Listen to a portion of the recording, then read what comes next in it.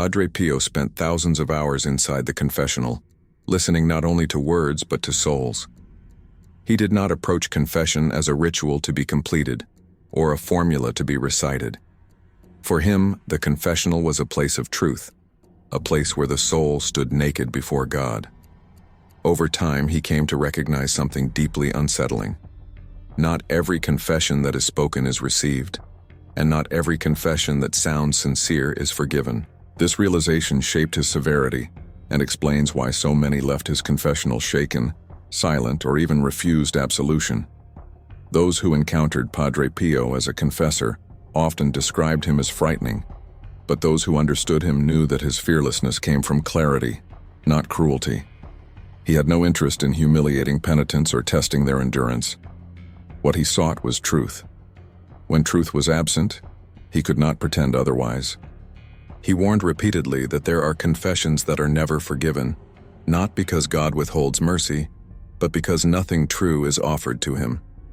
Before continuing, take a moment to subscribe to this channel and share in the comments where you are watching from, your city and your country. These reflections are not meant to accuse or entertain, but to invite serious examination of conscience and sincere conversion. Padre Pio noticed a pattern that disturbed him deeply. Many people approached confession regularly, sometimes weekly, sometimes daily, yet their lives remained unchanged. The same sins returned with the same explanations, the same justifications, the same tone of resignation. Confession became routine rather than encounter. Words were spoken, but the heart remained closed. Over time, Padre Pio realized that something essential was missing, and without it, forgiveness could not take place. He observed that for many, confession had become a form of emotional relief rather than repentance. Penitents sought peace without conversion, reassurance without surrender. They wanted the weight lifted, but not the burden removed. Padre Pio believed this was one of the most dangerous spiritual illusions of all, the belief that the sacrament works automatically, regardless of the state of the heart. He warned that such confessions, though performed externally, remain spiritually empty. Those close to him testified that Padre Pio could often perceive immediately whether a confession was sincere. This discernment was not magical, but spiritual. He listened for sorrow, not fear, for humility, not explanation, for a willingness to change, not a promise to try later. When these were absent, he sometimes fell silent. At other times, he confronted the penitent directly, and in certain cases, he refused absolution, not to punish, but to awaken the soul. What shocked many was how calmly he spoke of this refusal. He did not raise his voice or dramatize the moment. He simply stated that forgiveness could not be given where repentance was not present.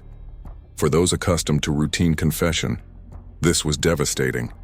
It shattered the assumption that forgiveness is guaranteed by the act alone. Padre Pio wanted to destroy that illusion before it destroyed the soul. He often warned that a confession without true contrition is not neutral. It does not simply fail to heal, it hardens the heart. Each invalid confession trains the soul to believe that words are enough, that intention is optional, and that conversion can be postponed indefinitely. Over time, this habit erodes conscience. The soul becomes accustomed to saying what is expected without meaning it. This, Padre Pio believed, was far more dangerous than open sin. Padre Pio's severity came from witnessing the long-term effects of this spiritual self-deception. He saw souls who confessed for decades without change, only to arrive at moments of crisis spiritually empty. They had relied on the form of the sacrament without embracing its substance. When suffering arrived, or when death approached, they discovered that the habit of false confession had left them unprepared for truth. He was especially concerned about those who treated confession as a reset button. Sin, confess, repeat, without struggle or amendment. Padre Pio warned that this pattern transforms confession into a shield for sin, rather than a remedy against it. When confession is used to protect attachment rather than destroy it, forgiveness does not enter. The sacrament becomes a performance rather than a surrender. Those who protested his severity often accused him of being harsh or judgmental. Padre Pio responded simply that he could not lie to souls. To grant absolution without repentance would be to confirm a lie. and lies have eternal consequences. His responsibility, as he understood it, was not to soothe consciences, but to form them. Mercy divorced from truth, he believed, becomes cruelty in disguise. He often reminded penitents that God is never tired of forgiving, but man can grow tired of repenting. This fatigue does not appear suddenly. It develops slowly, through comfort with sin and familiarity with ritual. Confession becomes predictable. Sorrow becomes shallow. Purpose of amendment becomes vague. Eventually, the soul no longer expects to change. At that point, confession loses its power. Padre Pio did not deny that many penitents were sincere but weak. Weakness did not disturb him. Hypocrisy did. The soul that struggles honestly remains open to grace. The soul that no longer struggles has already begun to close itself. This distinction guided everything he did in the confessional. He searched not for perfection, but for truth. Those who listened to his warnings recognized that he was not inventing new doctrine. He was applying ancient teaching with frightening precision. The Church has always taught that contrition and firm purpose of amendment are necessary for valid confession. Padre Pio simply refused to pretend otherwise. His insistence exposed how far many had drifted from the sacrament's true meaning. The first movement of this reflection does not yet explain fully why some confessions are never forgiven. It simply confronts a reality that Padre Pio lived daily, that the sacrament of confession can be emptied of its power when treated as routine. Forgiveness cannot be received where repentance is absent. What follows will unfold the theological truth behind this warning and show why Padre Pio considered it one of the most urgent dangers facing religious souls. To understand why some confessions are never forgiven, it is necessary to return to what the Church has always taught about the sacrament itself. Confession is not a transaction, nor is it a mechanical process that produces forgiveness by the mere act of speaking. It is an encounter between truth and mercy. Where truth is absent, mercy has nothing to heal. Padre Pio understood this with painful clarity, and it is why he treated the confessional not as a place of comfort, but as a place of conversion. The Church teaches that for a confession to be valid, 3 essential elements must be present: contrition, confession, and satisfaction. Among these, contrition is foundational. Without sorrow for sin, the other elements collapse. Contrition is not merely feeling bad or fearing consequences. It is a sincere recognition of having offended God and a genuine desire to turn away from sin. Padre Pio insisted that without this interior movement, forgiveness cannot take place, regardless of how eloquently sins are confessed. This teaching often clashes with modern assumptions. Many people approach confession expecting forgiveness as a right rather than as a gift. They assume that if they name their sins accurately, absolution must follow. Padre Pio rejected this assumption completely. He warned that confession without contrition is not incomplete, but invalid. Nothing occurs spiritually because nothing has been surrendered. The words fall into silence. Padre Pio distinguished carefully between remorse and repentance. Remorse arises from fear, embarrassment, or discomfort. Repentance arises from love wounded by sin. A penitent may regret consequences while remaining attached to the sin itself. Padre Pio saw this frequently. He listened to penitents who expressed sorrow for suffering or scandal, but not for offense against God. In such cases, he recognized that repentance had not yet begun. He often confronted this gently but firmly. When a penitent confessed habitual sin without any intention to change, Padre Pio would sometimes ask a simple question: "Do you intend to avoid this sin?" When the answer was vague or evasive, he understood that absolution could not be given. Forgiveness cannot coexist with the deliberate intention to continue sinning. To pretend otherwise would be to deceive the soul. The Church has always taught that a firm purpose of amendment is required for valid confession. This does not mean certainty of success. Weakness is expected, struggle is assumed. What is required is willingness. Padre Pio searched for willingness. Where it was absent, he refused absolution. This refusal was not condemnation. It was an invitation to honesty. Padre Pio believed that invalid confessions are particularly dangerous because they create the illusion of peace. A soul leaves the confessional believing it has been forgiven, while in reality, nothing has changed. This false peace dulls conscience and delays conversion. Over time, the soul becomes less capable of recognizing truth. Confession, rather than healing, becomes a tool of self-deception. He warned that repeated invalid confessions form a habit of lying before God. Even if the lie is subtle, it reshapes the heart. The soul learns to speak without meaning, to promise without intending, to regret without surrendering. This habit does not remain confined to confession. It spreads into prayer, into moral life, into self-understanding. The soul becomes divided, accustomed to appearances without substance. Padre Pio's refusal to grant absolution shocked many because it contradicted their expectations. They assumed the priest's role was to console rather than confront. Padre Pio understood his role differently. He believed that to absolve without repentance would be an act of cruelty. It would confirm the soul in error and increase its responsibility. True mercy, he believed, sometimes wounds in order to heal. This severity was not applied indiscriminately. Padre Pio was known for extraordinary gentleness toward penitents who were sincerely repentant, even when their sins were grave. He did not demand perfection, he demanded truth. A soul that came broken, ashamed, and willing to change received immense compassion. A soul that came calculated, evasive, or presumptuous received resistance. The Church's teaching supports this discernment. The Catechism states clearly that absolution cannot be granted if contrition is lacking. This is not a limit on God's mercy, but a condition for receiving it. Mercy cannot be received where the heart remains closed. Padre Pio's warnings were not innovations. They were applications of doctrine. He also warned against treating confession as a psychological exercise. Emotional relief is not repentance. Feeling better is not conversion. Confession aims at reconciliation with God, not self-soothing. When penitents sought comfort without transformation, Padre Pio recognized the danger immediately.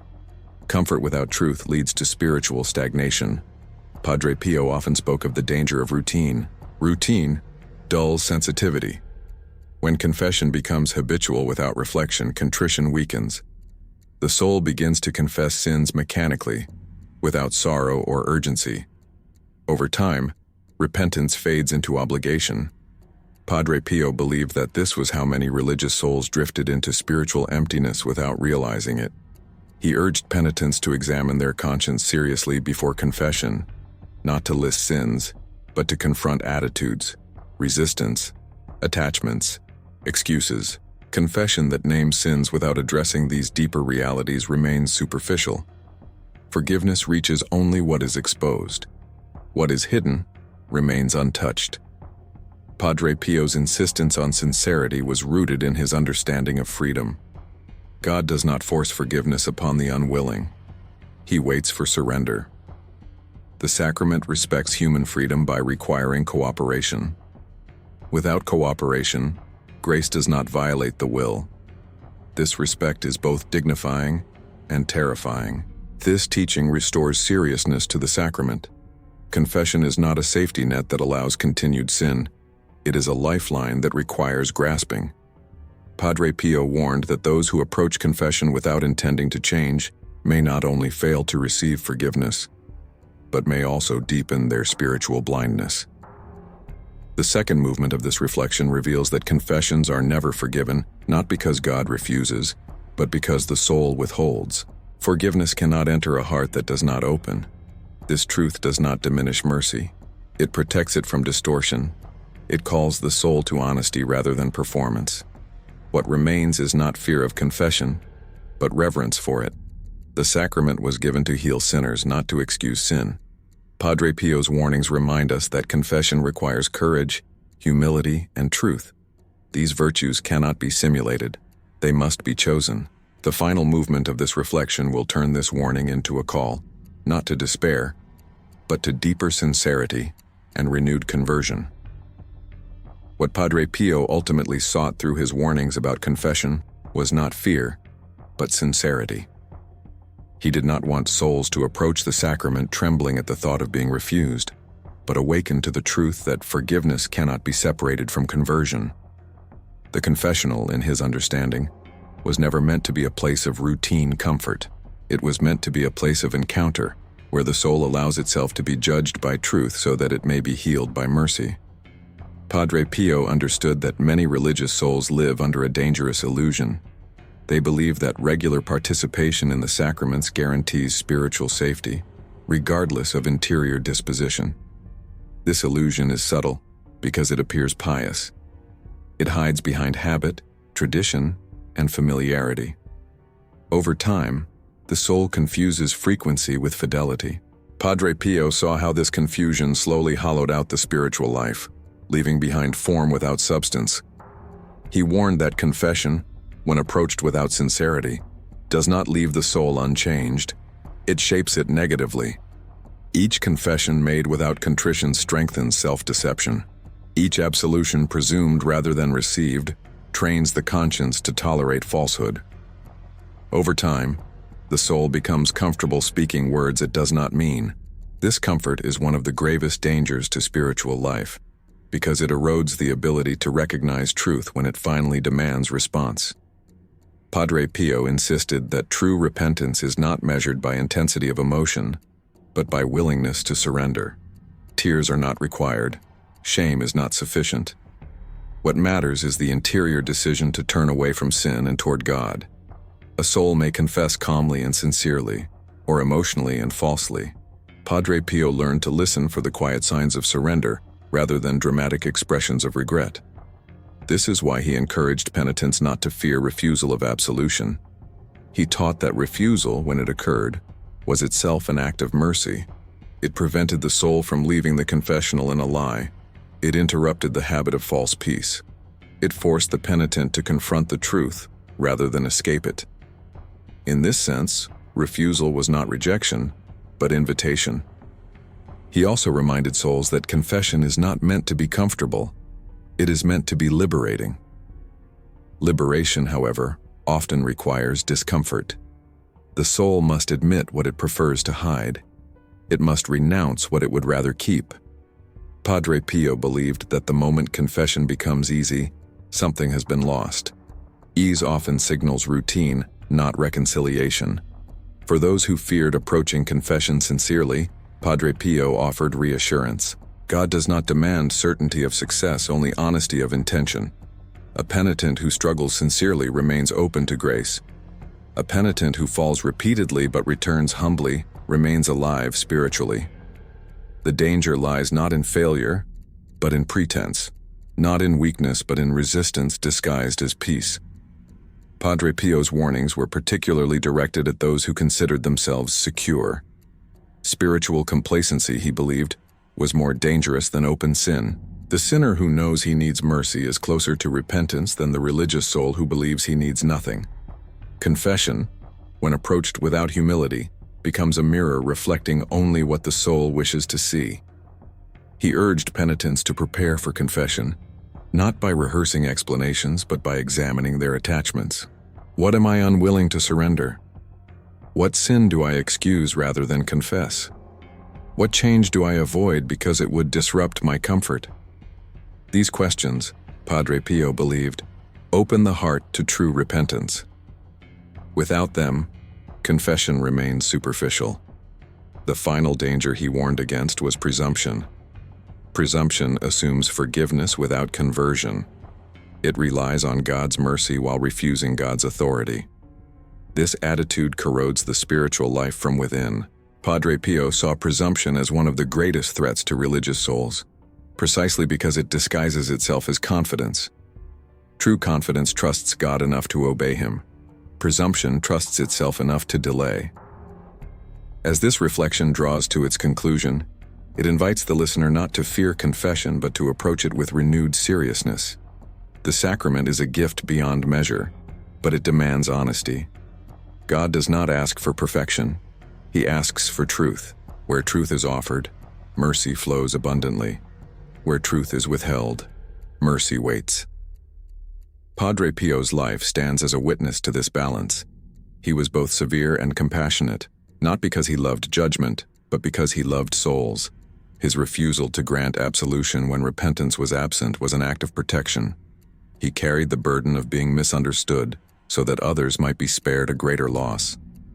Turn this warning into prayer. Ask for the grace to confess sincerely. Ask for the courage to abandon excuses. Ask for a heart that remains teachable and humble. Do not ask for comfort. Ask for truth. Truth will wound pride, but it will heal the soul. May God grant us the grace to approach confession, not as routine, but as encounter. May we never substitute words for surrender, or habit for humility.